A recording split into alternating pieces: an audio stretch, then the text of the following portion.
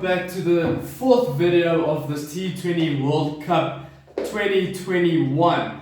And in this video, we're going to be discussing Sri Lanka versus Namibia. Now, I think it was actually quite a good game. Sri Lanka obviously being the favourites for the game, and they ended up winning by 7 wickets.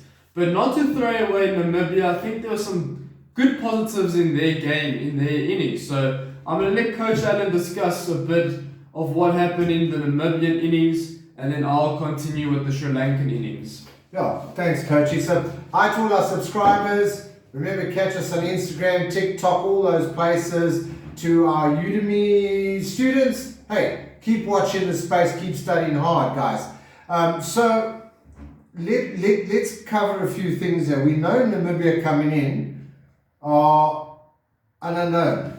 But let's be honest, they are on debut in the World Cup. Well done to Namibia, okay? Yeah. They hardly ever play under lights, which, you know, Coachy, when you're used to playing in the day and you suddenly play under lights, it's quite an adjustment to playing under the lights. It's quite an adjustment. Ball looks a little different, you perceive things a little different, takes a little getting used to, your eyes need to adjust to it. So those are the kind of things you've got to have a look at. Also leading up to, they hadn't played a lot of cricket because of the lockdowns and things like that. So they came in a little rusty, a little off the pace. But I enjoyed what I saw from Namibia. Well done to Namibia from me and Coachy. I think you guys really had to step up to the plate. And you had to play a big team that is a world beater and a big guns killer. You know, they can take down the best. So it was never going to be an easy game for you. But what I need to say, or what I'd like to say, is that the only way for the people that were watching tonight is, the only way you can improve is to be the minnow, to be the little guy in the big tank, to play the big guys. You know you're going to get beaten. It's how you learn and grow from that. If you look at rugby, for instance, Japan, when they first came in, eventually beating the Springboks. You look at Northern Hemisphere rugby, when they started out years ago playing Southern Hemisphere, it was massive scores. Now it's very hard to beat them. So over a period of time, countries like Namibia, Papua New Guinea, all those kind of places will grow, get stronger and stronger, and the competition as a whole is going to get a lot stronger. The talent is going to be a lot stronger. You're going to find that the depth is going to be there, because a lot of guys are going to say, well, I want to play now. Maybe there wasn't an interest before. Now you've got more depth coming through. You've got more people to select from. You've got probably your coaches are going to adopt different tactics, learn from their experiences, and they're going to go back to the drawing board and say, let's go to the next World Cup. Let's go a little differently. We know where we need to be. And they need to develop certain strengths. So for me, a little cameo was, again, and I think you and I have discussed this, batsmen early on not using their feet. Guys, essential. Opening batsmen, opening pairs, guys, whether you're in form, out of form, if you use your feet, you've got a better chance of making runs. So right up front, just Stefan Bart, Zane Green, they were just not using their feet. You could see they're talented, you could see their ego. Again, it's nerves, big stage, nerves. The guys are wanting to do well, maybe putting themselves under a little bit of psychological pressure. But the minute the two openers sort of went out, it was back to scoreboard pressure. Again, scoreboard pressure, that's undone a couple of sides already. As we've seen, the guys start falling apart a little bit. However, in comes Williams, in comes Erasmus, the captain, okay? And they put on a lovely little cameo, 50 odd or 40 odd runs or 50 odd runs together. And they really held it together in the middle section of the game. Sort of giving you some indication that Namibia have got some talent there. They've got some depth there. They've got Visa. They've got some gun bowlers. So all around there's stuff floating there to be nurtured, and they can only go from strength to strength. I mean, they played a powerhouse side today. Sri Lanka is not a joke. They've got a lot of power. They're a really good team, and I think they're really going to prove a point this year. So well done for me, well done to Namibia for doing what they did. So you look at people like that, and you look at Smith and Freiling and Lofty Eaton, guys that are coming through, they're keen, they're excited, they showed some flair, they showed momentarily here, a little flair there and here. So you can see it's there. You can see that the guys are wanting to break loose, they're wanting to it's just experience, it's pitch time, it's giving yourself a chance out there, managing the nerves in a big environment like that. Just going back tomorrow and getting out of bed early, fresh, have a good breakfast, have a good start to the day, and just go and spend hours in the nets. Just go and bang it away, go and practice what you think you got wrong in the game. And there's no negative to it. There's nobody's negative. I mean, if you go out, going out is cricket. Being bowled, caught, stumped, LBW, that's part of the game. Don't fear it. Just get up tomorrow morning, go and hammer it hard, go and practice what you think you got wrong. Get your coachee, get a buddy, get a teammate, get into the nets, or if you're a bowler, say my lines are wrong, my channels weren't there, and just go and practice that stuff. And the difference it will make just in your mindset and your demeanor, the way you train, the way you practice, your positivity, it's going to bring a whole lot of stuff to your game. So the next game you play, you're going to find there's more of a vibe. The guys are more excited. They're going to really back each other. They're going to chase hard. They're going to really work hard. And you look at the bowling side, I mean, the guys stepped up. They did the best they could do. They didn't bowl badly. They were just bowling to a very well-experienced batting unit. They took some wickets. I mean, Scholes, Trumpelman, Smith, these are people like this. I mean, 1 for 16 Scholes, Trumpelman 1 for 27, Smithy for 1 for 7. So they are capable of taking wickets. So they're there and thereabouts. So I think Namibia needs to be sort of upbeat about their performance. They played a big giant killer, and they really came out champion, in my opinion. Well done to Namibia. I think they really stepped up the plate, played some big boys, and said, "We here, you have to come and beat us on the day." And I think going forward, you watch their next matches, if they've grown and learned from that, they're going to be more difficult to beat. So, just from my side, just early on, guys, and this is not only Namibia, all the teams we're sort of watching today, except for Sri Lanka maybe, is, guys, use your feet when you bat, please. Stepping across the line, trying to play around your pads, early on decisions, trying to go too big too early when your eye's not in. Just try and see a couple of balls, rotate the strike. If you get those 4 or 5 singles in an over, you pick the bad ball, hit a 4 or a 6 or a 3 or a 2, you're on 7, 8, 9, 10 runs and over. If you keep doing that the whole game, you take the pressure off yourself and put the pressure on the other team. So coaches and players out there, go and work on that. Rotational strike, quick singles, thinking, having a cricket brain. So Namibia on my side, well done. Sri Lanka, I think, played great cricket. Solid unit, great batsman, great bowling, good fielding, solid unit. But I'm going to hand it over to Coachy. In a nutshell, how do you feel Sri Lanka did? Where do you feel we went wrong? Yeah, I think Sri Lanka definitely, obviously, was the better team of today. They never allowed Namibia to get in. They were always on top of Namibia, making things real difficult out there. But also what I want to discuss is the 2 games that they played yesterday. It seems like during the day it's easier to bat than it is at night. Because remember, they're playing in Dubai, so it's a desert. So here at the later games, there's a lot of dew that starts forming on the pitch and on the ground. Good point. It makes it difficult for the bowlers and the batsmen to play under those conditions, because now the ball is skidding on, it's staying low, it's not coming up onto the bat. When you hit the ball, it doesn't go as far because of the moisture. It tends to slow the ball down drastically. So I think just that as well, for future games, you don't want to bat second. Batting second is not the best idea.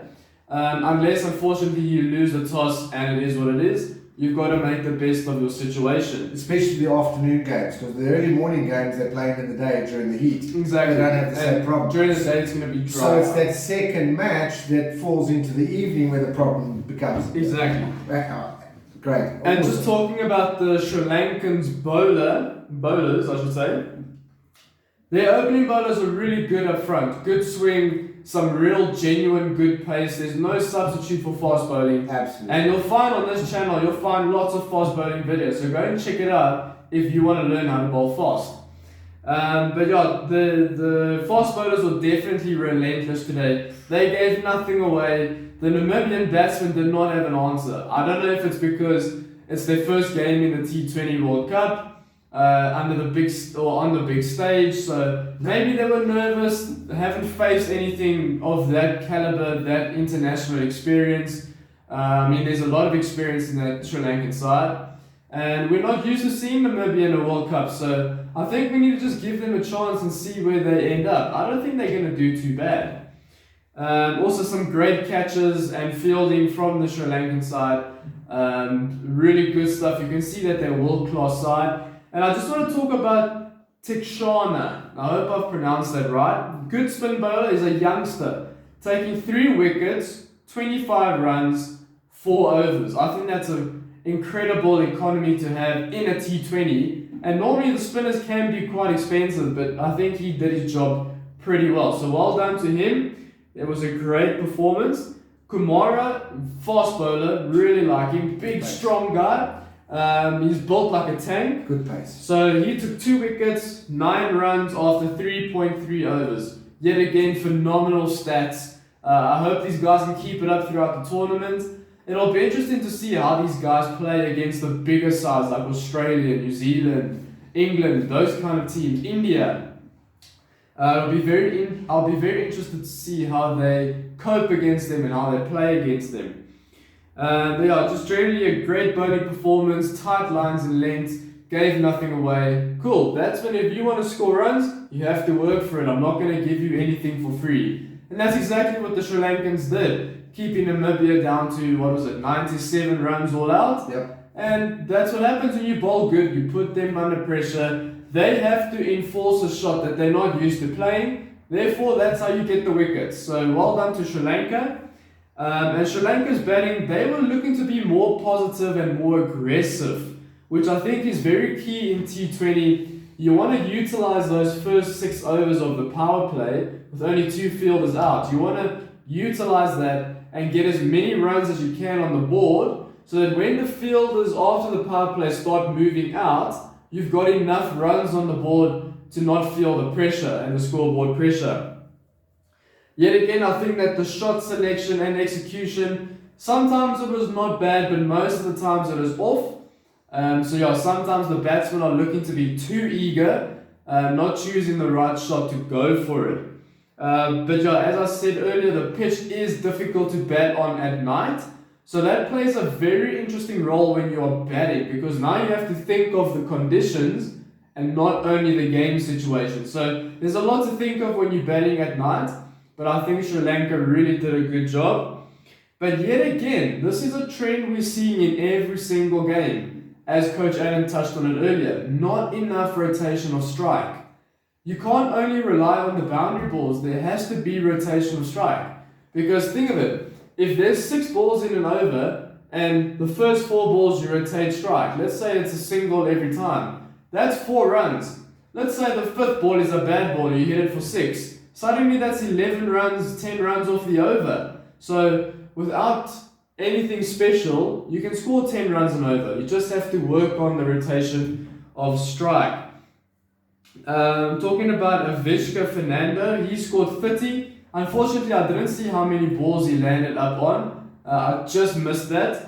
And Rajapaksa scoring 42 of 27 balls. Good batting. Very good batting. It would have been nice if these guys can get a 50. But you know what? Not a lot of runs to chase. 97. I think they did very well considering that they lost 3 early wickets. They really brought it back together, made it a tight unit, and they got their team across the line. So I think overall, not a bad days of cricket. Really good games this earlier. Ireland versus Netherlands, that was a good game. And of course today it was Sri Lanka versus Namibia. So really good games today. I don't know if Coach Adam has anything else to say. Coach, how are we doing for time? Have we got enough time? That's the thing. So I think just in closing for me is teams that are playing out there and you guys that are watching, if you're not going to rotate strike and take the ascendancy as a team facing the ball and you get into the big fish games, the India, the New Englands, the New Zealand, the Australias, the South Africas, the West Indies, people like that, if you're going to get in the Bangladesh, all the big teams, if you're the minnow team and you're going to get in amongst the big boys, they're going to eat you up from ball 1. because they're going to be after the run rate. They're going to be after rotation. So coaches out there teaching children, teach them from a young age to rotate strike. Whether it's an ODI, whether it's a T20, teach them about rotation. It's vital to your cricket in the long run.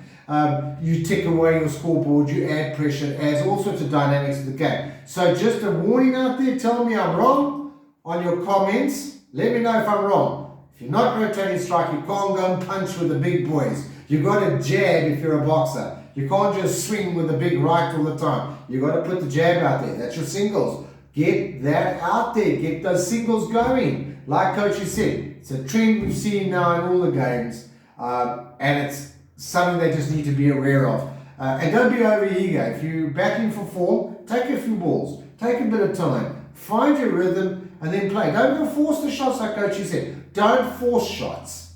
Let it come naturally. Wait for it, play it late. Let it come under your eyes. Stroke it away. Don't try and, you said it to me, don't try and overhit the ball. Just time it, stroke it, and it'll go. So from my side, I enjoyed it. I really enjoyed it. So I enjoyed having Coachy with me again. Always, he knows a lot about cricket, and we enjoy being together. We enjoy you guys watching. So for me, it's signing off. Bye for now. I'm sure Coach is going to tell you what you need to do with all our stuff, signing and joining and all those things. Coach, over to you to shut it down. Thank you. Yeah, cool. Thanks, Coach Allen. Guys, thanks so much for watching today's video. Match number 4 of 45 of the T20 World Cup. There's still plenty of cricket to come. Lots of updates. Lots of analysts coming your way. And thank you for joining us today. Remember, we have a Udemy course called the Ultimate Batting Course for all levels. Beginner, intermediate, and advanced. So if you want to take your game to the next level, make sure that you check the link down below that says Udemy. Go and have a look at it. We currently have a very big special on at the moment, so you can pick it up for a real good price. And guys, I promise you, you won't be disappointed. So make sure you subscribe, like, share, and comment. Tell all your friends so that we can grow this channel together. And for all you subscribers out there, thank you so much for your support, and we'll see you for tomorrow's games.